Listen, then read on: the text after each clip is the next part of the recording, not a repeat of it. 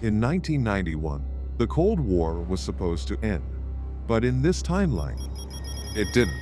Instead, the Soviet Union adapted, not through openness, not through collapse, but through control. Mikhail Gorbachev is found dead at his private dacha. Official cause: cerebral hemorrhage. Internal documents hint at something darker. Weeks later, the Politburo installs a new leader, Yuri Andreyev, a disciplined engineer from the Ministry of Energy with deep ties to the KGB.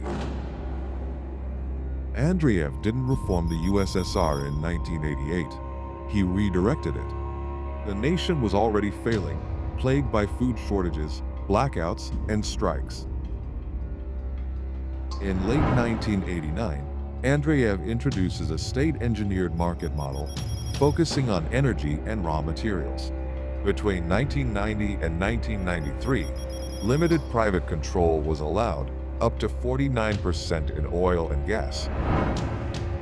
President George H.W. Bush had hoped for reform. However, when Moscow restructured rather than collapsing, Washington paused. Fearing a hardline backlash, Washington worried that a premature NATO expansion could be triggered by the USSR's signs of consolidation. Amidst the desert heat, the Cold War's intensity reignites with Iraq's invasion of Kuwait. Andreyev discreetly supplies arms to Saddam, whose survival emboldens regional defiance. This forces the U.S. to maintain a costly, prolonged presence in the Gulf. The conflict drags on until 1994, fueled by proxy clashes between the U.S. and USSR. Kuwait remains unstable, and no side claims victory, only a tense, temporary ceasefire.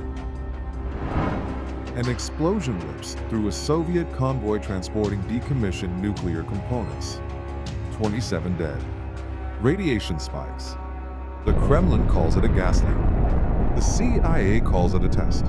By 1991, Andreyev's empire, fraying, used energy for obedience instead of force. Moscow offered subsidized resources with conditions. Poland got cheap oil for avoiding NATO. Ukraine limited gas autonomy for abandoning sovereignty. Every megawatt was a chain. Western Europe is bribed with resources, Central Asia with power.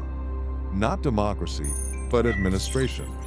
Andreyev's message from 1991 to 1993. Loyalty brings dividends, not freedom. The Soviet Union is delegated, not democratized. An empire built on balance sheets and backroom pacts. Andreyev called it autonomy without exit. A new empire of flags. Beneath one grid, President Clinton inherits a USSR that didn't collapse, but calcified.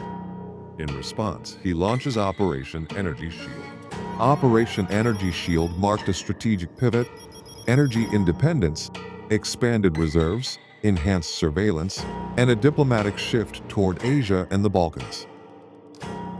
Andreyev's machine solidified the Cold War. America adapted, leveraging trade, influence, and alliances. The Gulf War reaffirmed America's global capacity, restoring stability and expanding its influence. Andreyev learned that control could be achieved through economic restructuring. By 1995, the restructured Union was cohesive despite quiet dissent. The United States remained a pillar of global leadership through strategic patience and diplomacy, adapting rather than collapsing. However, the re-emergence of a disciplined, resource-rich Soviet bloc signaled a new rivalry. History didn't repeat, it recalibrated. The world, once again, stood on two poles.